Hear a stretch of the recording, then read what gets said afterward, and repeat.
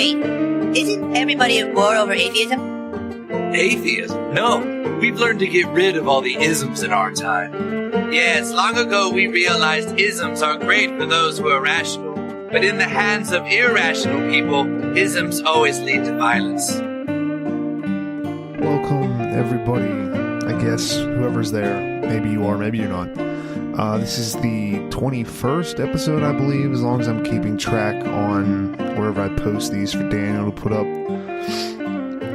If you haven't heard this before, this is called the, wait for it, the Tim's 2 Cents podcast, because I couldn't think of a better name that had, I don't know, it works as an acronym, it's a little simpler, and it was the first thing I thought of, and I didn't feel like messing around with the name too long, because if Daniel and I get involved with a question, we've in the past put off making or starting a new podcast for years because we couldn't think of a name to start it with.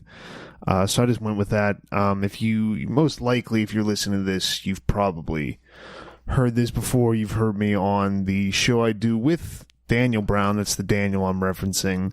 Every Thursday night at 9 p.m. Eastern, we have a live show, the You, Me, and BTC podcast, as you can hopefully figure out from the name. It's very Bitcoin-centric. We do occasionally touch on like altcoins and stuff like that, but it's mostly Bitcoin stuff, mostly Bitcoin stuff, and then a lot of libertarian kind of like related topics that we go over. But mostly because it's a live show, and normally there's three of us there: me, Daniel Brown, and Zach Vole. It's more of like a hangout show. We have a live chat in there, so then anybody watching too can kind of get involved. Mostly on that one, we're kind of just shooting the shit with each other, seeing how people are doing over the week. And actually, I have a storm just blasting outside my window right now, so who knows if I'll exactly be able to put this out tonight, if I'll still have internet, but we'll see. But yeah, that's every Thursday night at 9 p.m. Eastern, so check us out there if you want to get involved with the chat. The best way to get me for any of these episodes, let me know about them, is Twitter at BakersDozen93. I do need to tweet more on there. I had a couple days where I think I did some, and people actually liked the tweets, which I wasn't expecting. Not a ton of people, it was like 6, but that's a lot for me, and I'll talk about this, I guess, as I go on with the show, because I wasn't really sure what I want to talk about this week. I'm kind of forming it in my head as I go. But check us out on that show if you want to see us there. Also, Zach does his show called The Coin Pod on what normally comes out on Tuesdays. He does a review style podcast. So he'll have on, and that's very crypto-centric, very much focused on the technology behind Bitcoin, all the different alt currencies, maybe future developments in that. He has people on where they actually know what they're talking about. This show that I'm doing kind of started out as me just babbling about different philosophies and different ways of thinking, and now it's completely devolved in me just babbling about whatever I feel about babbling about. But Zach's show, he always has a guest on, so it's a nice conversation. Zach does a very good job of comes up with good questions. He knows how to like get interesting responses from people, so check him out. He's also at Zach Vole on Twitter. Z-A-C-K, I believe. It might be C-H. I'll look that up right now. But then Vole is Z-O-E-L-L. Twitter. I'll get that for you guys, though, because he's normally someplace in my mentions. Yeah, Zach Vole, Z-A-C-K-V-O-E-L-L. But check him out. And then also on our, I guess you'd call it the YMB network, we have the Unpopular Opinions podcast, and I just saw they actually put out a couple new ones. Daniel's on one. They don't really have anything to do with not necessarily have to do with cryptocurrencies or Bitcoin or really anything. They're mostly just talking about, they come up with a topic. I know ones they've done in the past have been older video games, stuff you like, stuff you liked whenever you were younger, and now you either don't like or maybe even you hate. So if you're looking for more, just like an entertainment podcast, something in a conversation, listen to, check them out. But if you're looking for all of your, the truth in the world, all of what you should be thinking about, you need to get back on this podcast as well. The reason why we're able to do all these extra shows for you guys is thanks to our sponsor at Chronologic, which is an Ethereum-based project that is looking at debt contracts and smart contracts and doing all these things where, and we Daniel and I talked about this on the last episode, last week's Yumi and BTC, the issue and the idea that I think it's more important for us to look at technologies that can make whatever you think is wrong with the world, whatever problems whatever you think, it's better to have it's better for new technology to come along and guarantee whatever right you think you are given, or even just to, instead of trying to fight against a system that's pretty entrenched, pretty here to stay, like the U.S. system, specifically the judicial system and anything the legal system is a broad term. It's better to just say, fuck it, I'm going to go do my own thing, than to actually fight inside of that system, because it's already just going to be stacked against you. It's already going to be an issue. And the more we can take back our own responsibility, our own ability to decide who we want to interact with and who we want to kind of mediate our transactions or our contracts, I think the better we're going to do as people, as free individuals, if we can take that out of the hands of any centralized power, but specifically the U.S. legal system. So check them out. That's chronologic.network. Again, they're great to us. They've been very generous with their sponsorships, so check them out. Let them know that you heard about them through us, specifically me, so Daniel gives me more money. So, like I was saying, I don't really know. I still don't know exactly what I want to talk about. In the past week, there's been... I don't know how much stuff is... I mean, I guess stuff has happened, but I don't know how much stuff has happened that's actually piqued my interest about anything. Maybe... I mean, I don't know. What the World Cup ended? Woo! That was like the big news for a lot of people I knew that I talked to. Was just, that was just a sick game. It was just great. I don't know. I didn't really follow it all that well. My dad was kind of into it because he was born in the United States, but his mom kind of fled Croatia, which I don't know why you'd be proud of a nation that your mother ran away from. But he is, so he was kind of hyped that they were in the finals. I don't think they've been there before. But I'm sure he was also sad. I did see him the next day. Or, no, I saw him the day that they lost in the World Cup, and he wasn't exactly happy about that. But I did my best to try to cheer him up, which mostly just involves belittling him for caring, because that's the only way I've really ever figured out how to deal with my own feelings of sadness, is to just make fun of myself till I'm kind of ashamed to feel sad. Maybe that's what I'll talk about. I'll talk about sadness, maybe? I mean... And the only other news I can really remember from the past week is the Thai boys being rescued from a cave. There are a bunch of Taiwanese. No, that's a different place. Thailand Navy SEALs, I think, that helped them. I think they had some English divers go over. Elon Musk had something to do with something.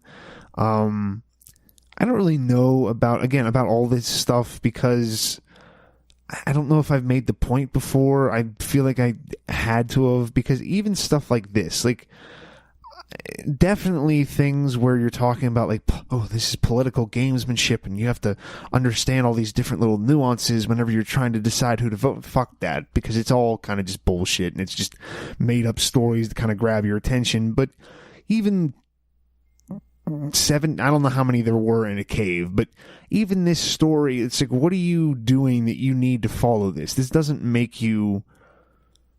I don't know, like, do people think that they're being worldly or I stay informed on everything? Why the fuck do you do that? Like, why, unless you're going over and helping them, or maybe even just donating money, and we've talked ad nauseum about how that's kind of bullshit too, because most of the money, unless you are donating with like a cryptocurrency or some new form that they haven't figured out how to kind of just leech all the money out of your donations, most of it isn't getting to whoever you want to send your money to, so that's mostly pointless. But if you're not going to go over and do something yourself, why is it?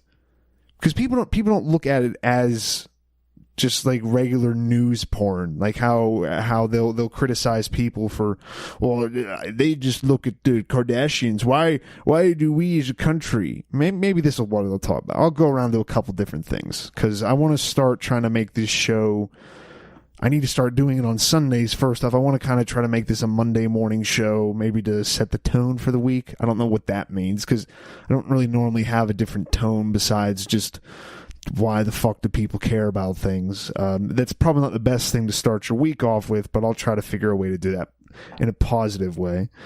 But people will criticize somebody for being very knowledgeable about the goings on in the Kardashian family, or a celebrity of any type, a movie star.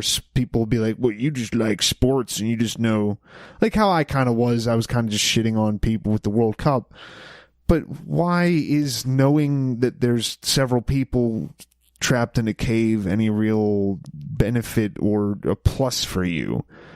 You're not a better person because you know about this and because you care about them.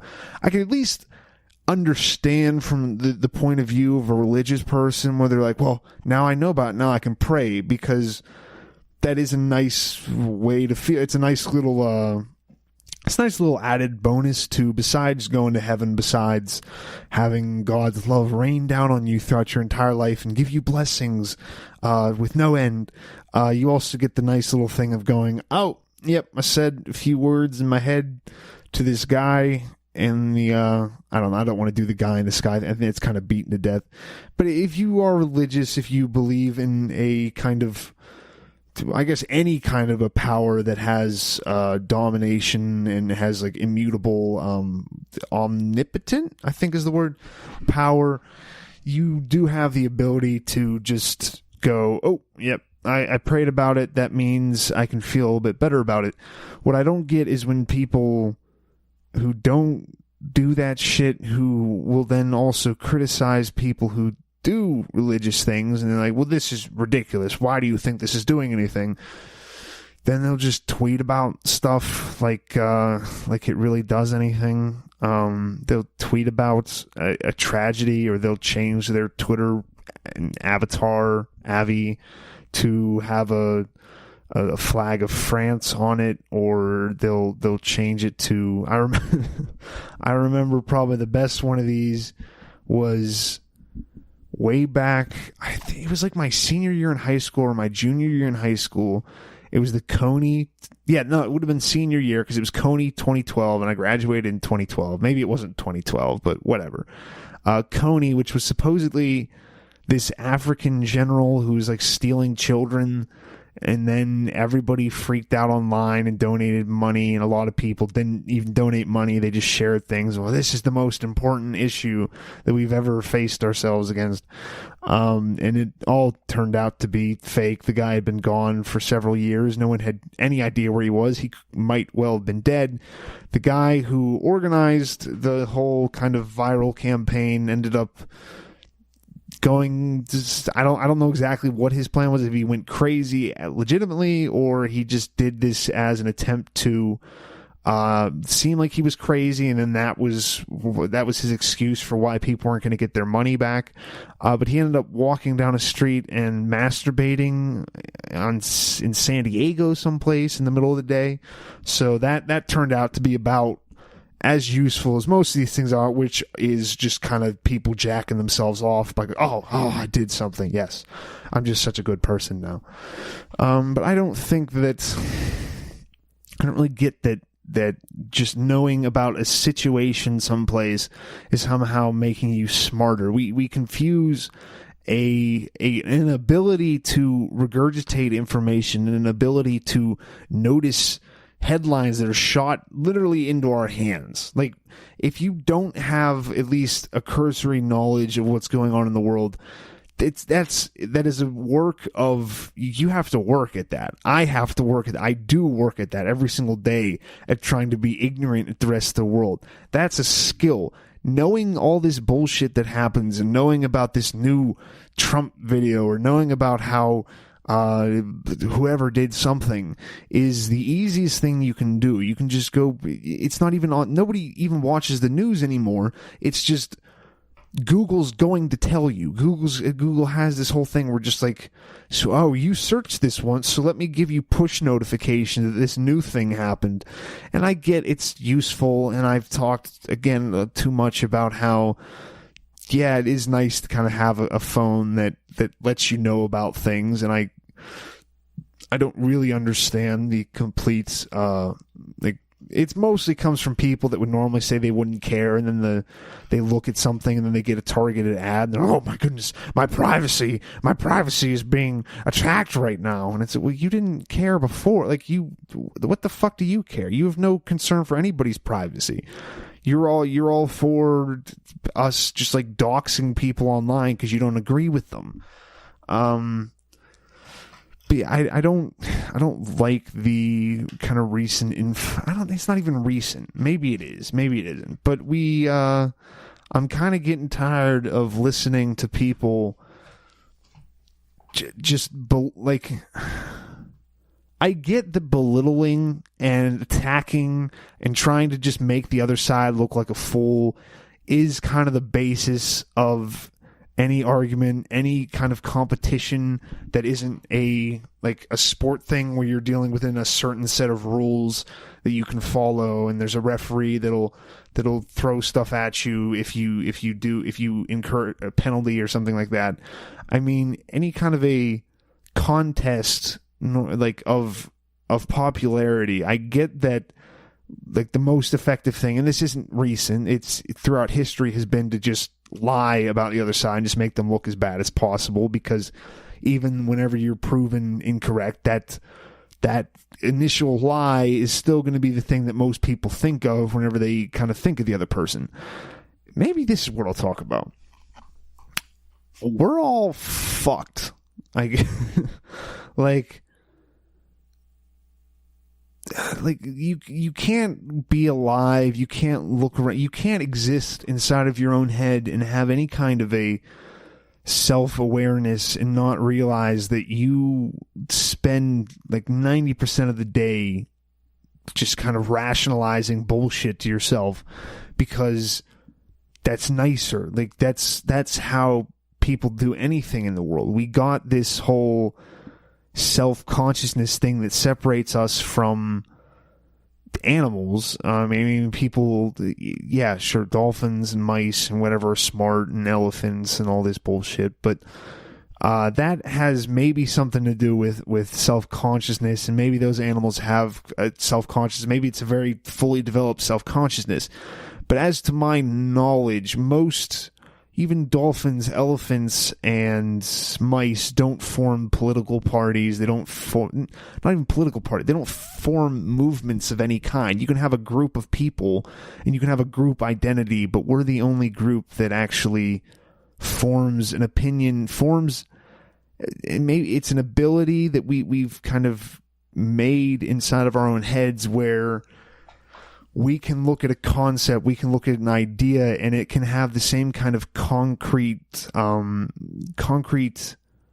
tangibility in our minds as another person or a building, where we can so fully believe in an idea or a belief system that it just becomes true. So regardless of what you're going to, like, I think we have to realize this about a lot of stuff. Regardless of whatever you believe in, regardless of it's true or not, the reason why you believe it isn't because it's true. The reason why you believe it is because it's somehow beneficial to you. No one believes in anything that isn't somehow beneficial to them. I think that was the whole point whenever I was doing this show before, when I started, was trying to pick all the little different, like, normally a belief system or an ism has like these truths, or at least semi-truths, or at least little nuggets of this could be useful. I mean, as you break them down, there's different belief systems have different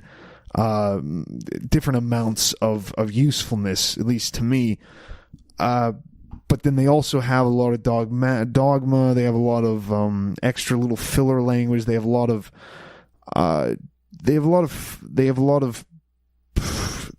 wasted a lot of energy wasted on compliance, a lot of energy wasted on stacking up and reinforcing the reason why whatever this belief system is true, and a lot of effort goes into reinforcing in the believer's head why this is important. But no one has ever changed an idea about something because that was the right thing to do. And I know that's a very blanket statement, and that's a very like, on the surface you'd be like, no, that's bullshit, like, there's no way you can know that. But as a thought experiment, go through your head and try to think of ideas. It could be from history, it could be from a movie, it doesn't even have to be real. Well, it should probably be real, because I'm sure in movies it's very easy to have this. But any real person you know, whether that's through personal experience, or you read about them, or you heard about something, nobody ever makes a decision or makes a change in opinion because it is beneficial to it. It's not because it's true. It's never. No one ever goes, no, I was presented with this evidence, and they can be that there can be evidence presented, but the reason why they're switching to a different belief system or a different way of thinking isn't because it's true. It's because they've been shown where it can benefit them. It can, and that could be, that's, I think, where you're gonna, what I was talking about with there's some certain belief systems that prove to be more useful to me. They can be like true, or at least you can demonstrate where they could be true sometimes in certain contexts or whatever, but you're not, I think we put not a desire for truth, but we put our respect for truth on too high of a pedestal for me, and for whenever I look at how people make decisions, how I look at how people have written in history, how people have made decisions, and how people make them around me just in daily life. Not even important decisions. Generally, people go with what benefits them. Generally, people go with what at least they want. Like there's, I'm not saying benefit necessarily, even in that this is definitely going to be better for them down the line, but you want to believe whatever you believe. There's nobody who goes, this is what I was talking about in movies, where you'll have people like this, but you don't have someone who's like, no, I can't believe it. No, but I don't want to believe it. I really don't want to believe it, but I guess I just have to. I'm just presented with so many facts and everything. That's what religious people do, and then atheists do, and then any two people on either side of an argument go, well, I really wish I could believe like you, but I just can't. I have too much information and too much logical ability to divvy out the information I have in my head to believe that. It's just too far beyond me. No, if you believe something, maybe I said that backwards, but regardless, if you believe something, it's because you like the idea of believing it. Because nobody, I'm saying this because nobody actually believes most of the stuff.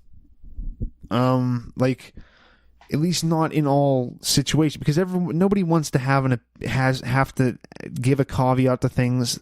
Nobody wants to have context, so it's either we have to make a wall, and we have to build a wall, and then we're going to make Mexico pay for it. And I think I just clipped my audio, but whatever the fuck.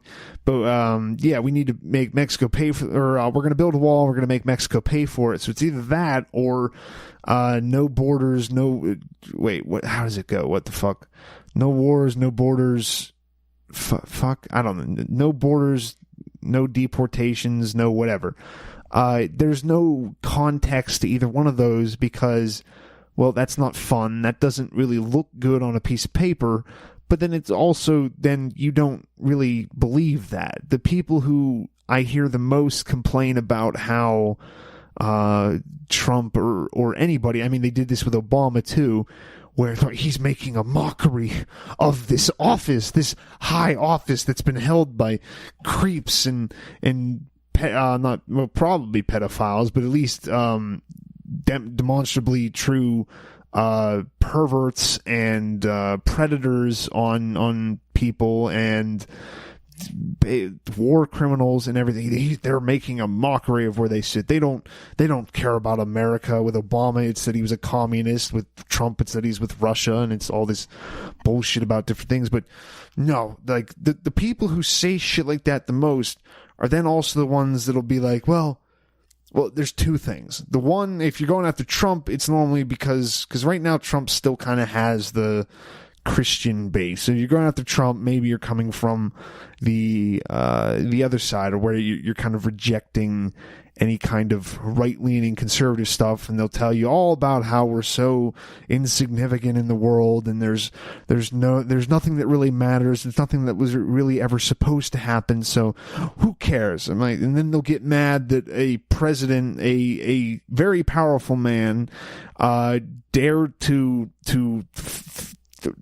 do anything. Like, it's what would you do in that situation? You think you would have a fucking good, like, you'd be making the same decisions you make now, even if you made the same decisions you made now. I know most of what you fuckers are doing, and it's not presidential. It's none of this is actually respectful. I've heard what you say in text messages. I've heard all, like, we have this idea in our heads that, well, I mean, we have no respect for anything, but we demand this respect on only certain issues. Don't, like, I want to hear jokes about abortion and jokes about killing police and all this, but no, don't you dare make jokes about gay people, or in the other way around. Yeah, sure, do all those things, but don't you dare make fun of abortion. That's terrible.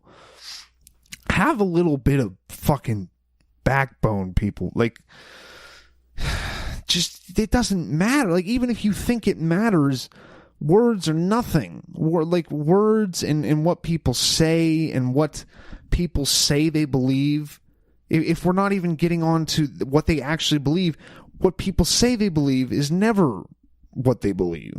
Because if you believe something, if you consider that and you make that like a part of your, if you make that so much a part of who you are that you're telling other people, and it comes up enough in your speech, then you're gonna have, like, you're not gonna be able to explain every single little nuance, every little thought you've had of it. So why the fuck do we care? Like, find something to do with your life besides, I mean, I don't know. I guess it doesn't matter. The same thing by what I'm saying. It doesn't matter.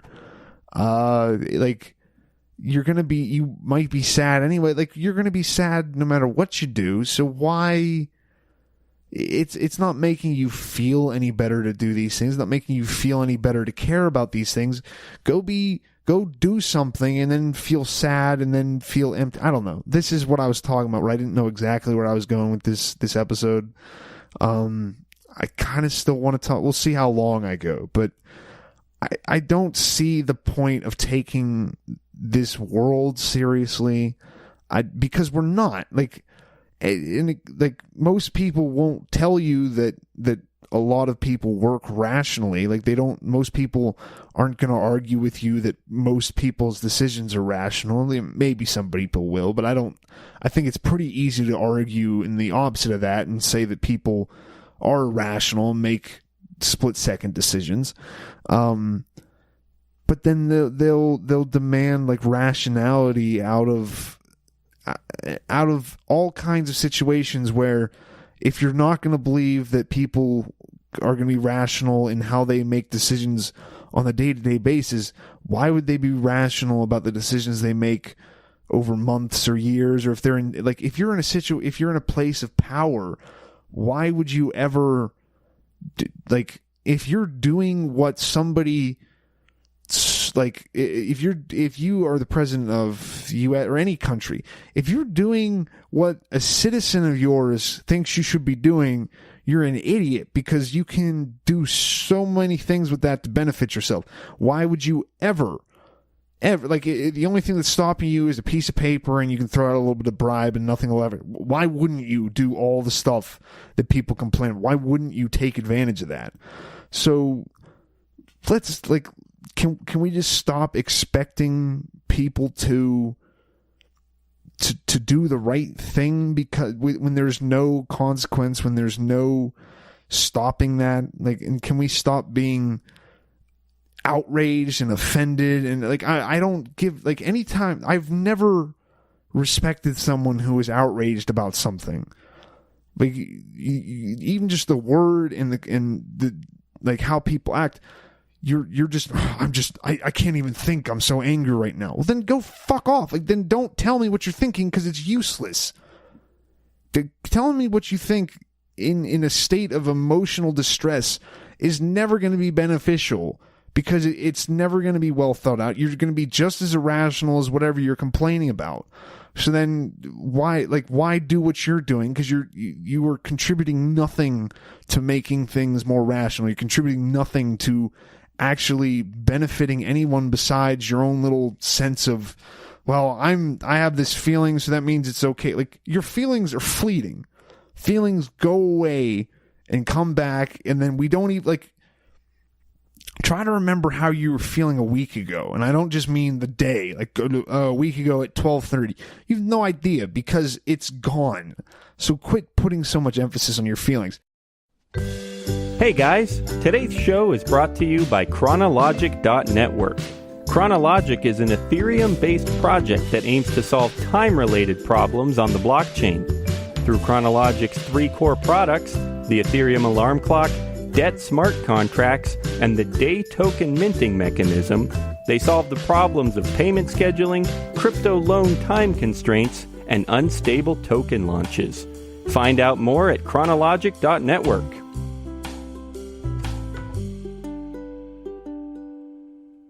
Okay, I did find a little bit of a transition here. So, feeling sad or bad, I don't even know what I would say. Like, I don't feel sad most of the time, but I have a very negative view of things, and that definitely comes through on this. And I don't know.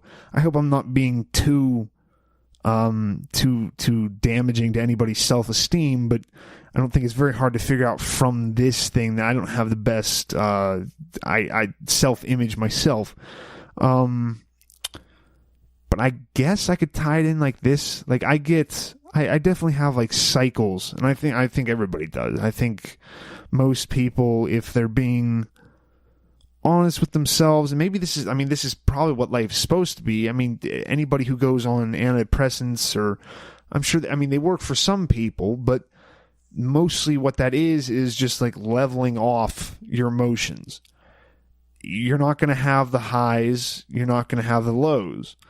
So if you want both of those, now this gets a little confusing, because then I'm pretty sure, like, super highs and then super lows is like a symptom of manic or mania or manic depressive states.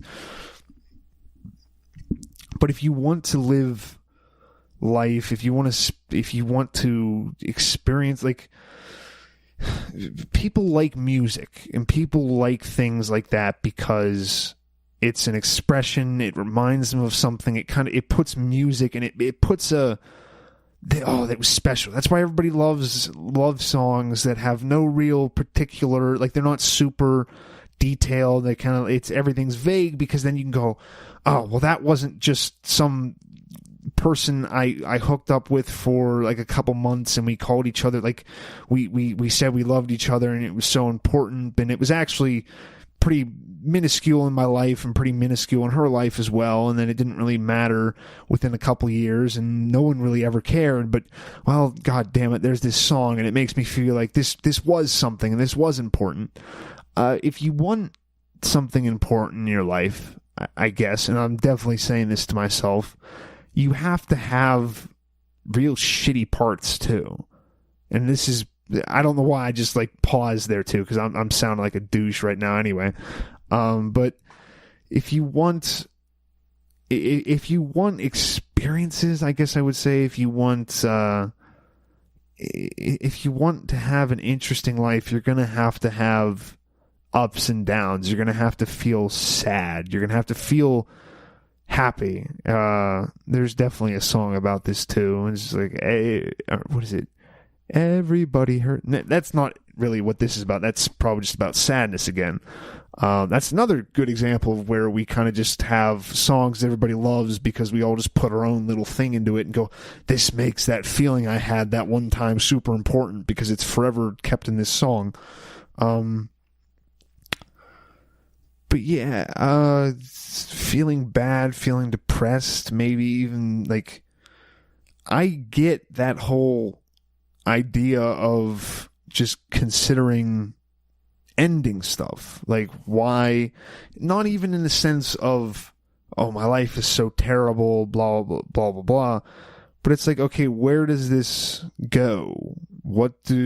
So we keep just doing this, whatever this is, whatever your life is. I mean, I'm only speaking from an individual sense. But I do have days where I'm just like, why? Okay, like, I'm not sad, I'm not miserable the entire day, but it's like, why do this for another, I don't know, 50 years? Why do this for, well, I guess, yeah, I could probably live for another 50. I mean, if I'm being conservative, probably 30.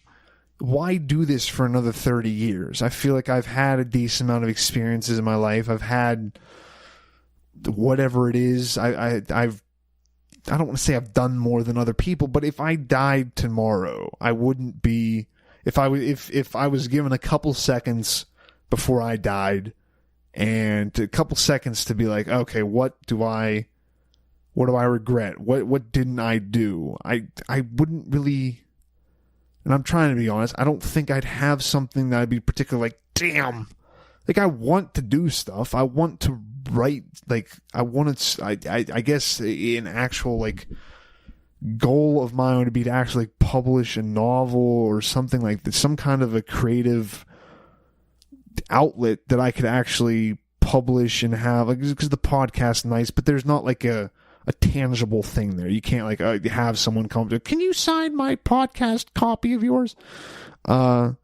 So, like, I guess if I was going to say, like, if someone walked up to me or I was about to get hit by a car or somebody had pointed a gun at my head and said, do you have any regrets? I'd be like, well, I didn't write a novel. I didn't put out a great podcast that millions of people were like, this is great. And it's all vanity on my part. It's not like I have this deep desire to express myself because my opinion is somehow going to help the world. It's mostly just I want opinion and I want people to like me and I want popularity and everything that comes with it. But I don't think I would have something where I'd be like, no, I feel so bad that I'm about to die. But I think, like I said before about feelings being fleeting, I think if you're going to get through those things, if you're going to get through those days where you're just like, well, I don't know what to do and I don't really feel like doing this anymore, but I guess I just have to, besides just going and kind of just putting your head down, and that's a fine way to do it too, is just kind of ignore those thoughts, ignore I guess it's laziness, ignore just the desire to just give up, or you could find something to take up the time. I guess. I don't know if that's a little bit too flippant of a way to describe something or to describe a passion or to describe a goal in life. But it really is, I think, just a goal is just, that's what it's a line that you're trying to cross. And if you boil it down, the reason why you have that line isn't necessarily the same way with the belief system. You don't have that line because it's true or because it will make you a better person or because it whatever. You just have that because you want to. And it gives you something to fight through those days. It gives you something to come home from a job you hate. It gives you something to come back and work with and focus on. And I'm sorry, my roommate's making noise again. If you're listening to anything I say, you're also taking advice from somebody who lives in the middle of, like, on the outskirts of Pittsburgh and with a roommate, because I'm not doing that well either. Bitcoin wasn't that great to me. But I find a goal, I guess, like find something, whether that's getting married, whether it's having kids, whether that's writing a novel, whether that's doing a podcast, find something that you can go, hey, I'm going to reach this goal. Because if you're not doing something like that with your life, if you're not striving for something, especially in our world of just 24-hour news cycle, constant just media saturation of everything, you're just getting bombarded with stimuli all the time, it's real easy to just spend your entire life just clicking on stuff and going, oh wait, did you hear about this? Oh wait, did you hear about, like, and it's not terrible. You're not a bad person for doing that. But I also don't think, like, a lot of people are bad. Like, as far as, like a true good and evil type bad, I would ascribe that to very few people in the world, just because most of it is just kind of reactions to stuff, and doesn't make it good, but most people aren't going, let's do some evil today. Most people make either bad decisions, or they have bad intentions about things, and you kind of get led with momentum towards doing something that we all kind of as a society believe is wrong. And whether that's murdering somebody or stealing, most people, you have the people that go, no, I went out and just killed somebody. But there's something more to it than that. I don't really believe that it's really that random. There is something normally. But all of this to say, I guess, find something to base your life on, or else somebody will just use you to help build their own. What is that saying? Like, build your own empire. Somebody will use you to build theirs, or build your own life, or somebody will use you to build theirs. Because I think, looking at history again and looking at a lot of different things, most people, statistically, the majority of people are going to be part of something bigger than themselves. I think, at least for the individual, and like what I would want for myself, what I'd want for my child if I had to do something like that, because looking at yourself, I think sometimes is not the best, because, I mean, you've spent the last however many years being yourself. You might have not the best attitude about yourself. You might think you're lazy, or you might have just gotten into the habit of doing that, not expecting that from yourself. But if you look at it as, what would you want your kid to be doing? What would you want somebody that you care about succeeding doing? Then you should be focusing on not being a part of something bigger than yourself necessarily, but I mean, it could be, if you want to do that. If you are someone who you feel like that's a better use of your time, do that. But make yourself bigger than just a person. And I guess the only way you can really do that is by creating stuff, because then you kind of, by proxy, or by whatever the phrase would be, you become whatever your creation is.